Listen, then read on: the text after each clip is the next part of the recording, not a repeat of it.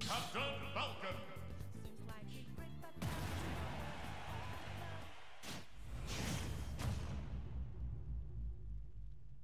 Three, two, one, go!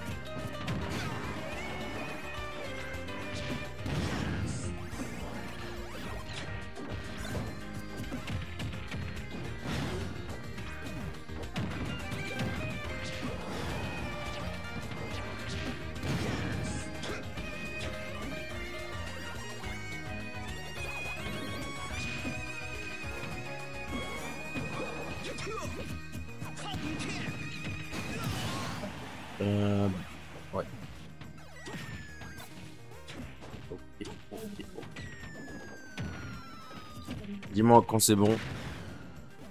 Et qu'on peut y aller. C'est tout bon? On m'entend? Je vais tester l'audio.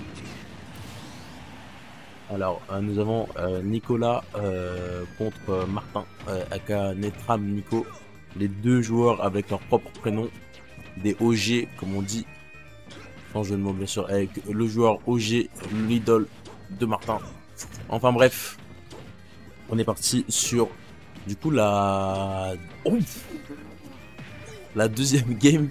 La première qui a été gagnée étonnamment par Netram. Netram qui est en forme olympique, prêt pour les JO. Il veut pas se laisser faire. Et là, surtout qu'il était en winner semi juste avant, après avoir perdu contre Little Monkey. Donc c'est bien ce qu'on veut. Et on va voir ce que ça va donner pour le reste de cette game. En tout cas, ça promet du lourd, ça promet du bon, du salé. J'espère que vous allez bien, j'espère que vous avez passé un beau week-end. Moi, oui, j'étais au Game is Game, un des meilleurs tournois que j'ai fait, la meilleure ambiance que j'ai eu. Franchement, rien à dire.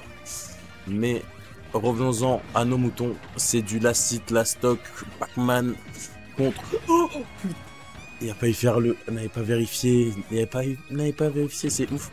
Oh là là, c'est dur, c'est fou ce last hit. Qu'est-ce qui se passe? Alors, oh, c'est dur. 131, c'est even, les gars, c'est even. C'est fou de dire ça. Qui va la prendre? Qui va avoir la possibilité de prendre cette game? Et c'est un fer neutral B qui va nous prendre cette deuxième game par Nico. C'était super serré. Vraiment un set intéressant. On a clairement deux personnes à niveau égal. Là qui se tapent dessus. Je vous update les scores. J'arrive.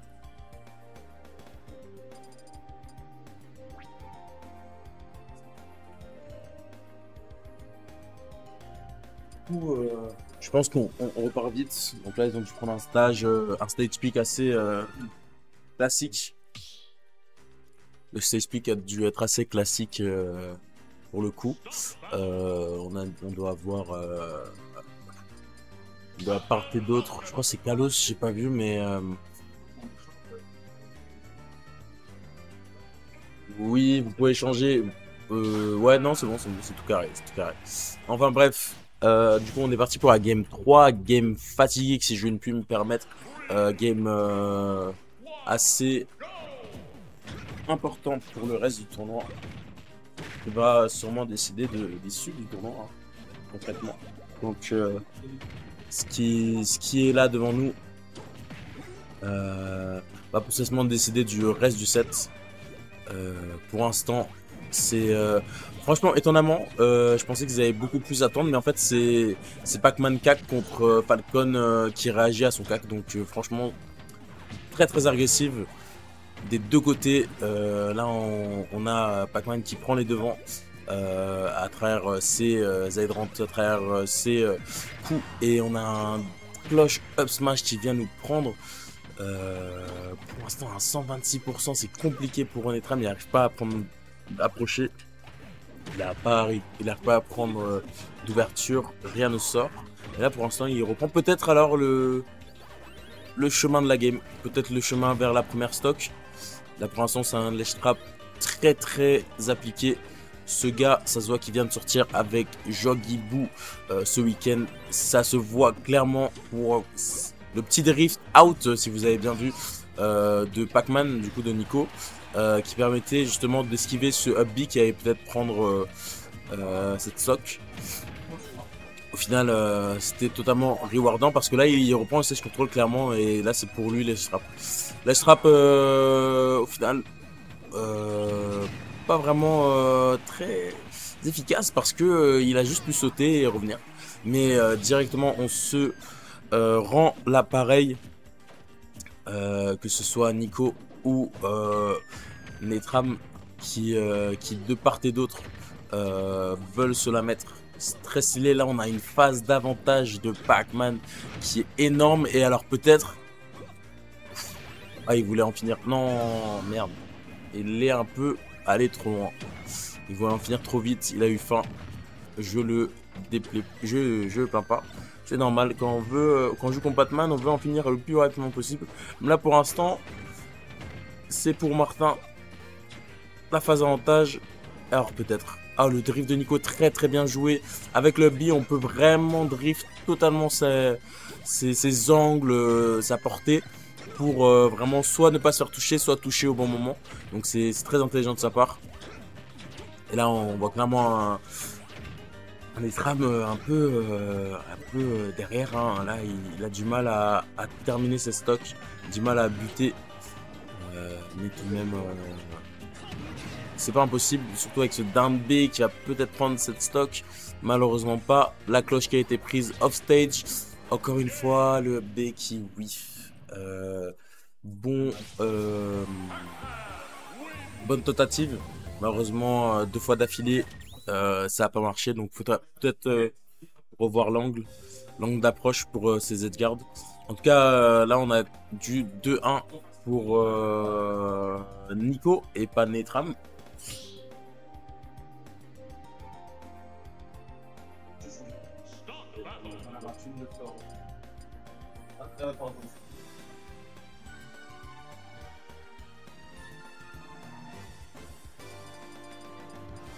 Et donc voilà, on est reparti pour cette game 4. Bah là, clairement, on a eu 2 stocks compliqués pour Netram. Nico qui a su prendre beaucoup des phases d'avantage à 74%, si vous savez ce que c'est. Surtout pour du Pac-Man, c'est très fort de sa part. On n'est pas sorti de l'auberge. Donc là, on est reparti pour la game 4. Pour l'instant, on voit qu'il y en a un qui veut vraiment gagner cette game. C'est Netram. Qui, clairement, là, il est en phase d'avantage constante. Pour l'instant, tout va bien, mais ça peut bien tourner au vinaigre. Car, en fait, Pac-Man, une fois qu'il est de nouveau sur le terrain, il a le droit à toutes ses options. Et c'est très compliqué parce que là, il y a Galaga. Le Galaga qui peut être très compliqué. Ouh, stress stylé. Galaga into back air. Alors peut-être... Ouh. Oh, le weak knee, malheureusement. Il va pas prendre cette stock.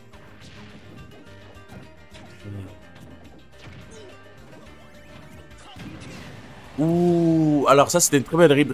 Je vous explique ce qui s'est passé. Je pense que Nico a dû penser que Netram voulait atterrir sur lui avec peut-être un back air, un fer, sûrement vu qu'il était de droit. Et en clair, en fait, il a juste changé le drift et il a juste fait un down B parce qu'il savait que la stock allait être prise. Donc très bien pour lui. Oh là là, ce up air into et up air et tout back air, et après, juste après, il va ledge guard comme un top. Et très bon commit de la part de Nicolas. Il savait qu'il n'y avait plus vraiment d'options et c'était la chose à faire. Très bon roll pour sortir de la grab. Directement with punish, nickel. Le dernier, alors qu'il a peut-être touché, je crois qu'il est mort. Oui, clairement, c'était un dernier qui a mis 6 pieds sous terre. Donc là, clairement, il a un message à envoyer.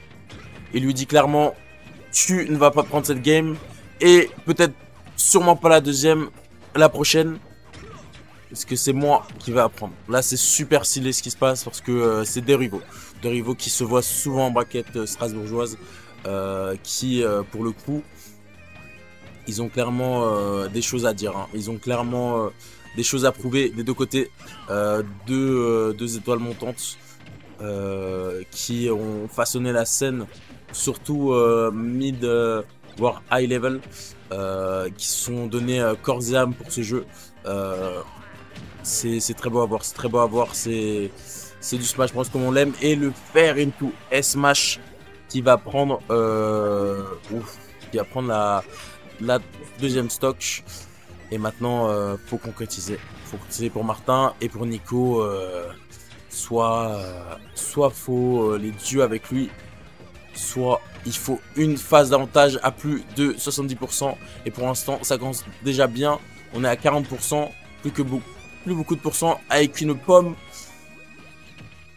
Et, oh, le smash là, il a faim, ça se voit. Et c'est compliqué. C'est compliqué pour Martin qui rentre dans tout. Du coup, là, c'est revenu à presque even. Et le B qui va peut-être tuer pas encore la très très bonne DI de Nico. Compliqué pour Netram de revenir dans cette game. Et là, le Shrap compliqué. Et le smash qui va finir cette game. 3-2 pour Nico sur un last hit comme sur la deuxième game.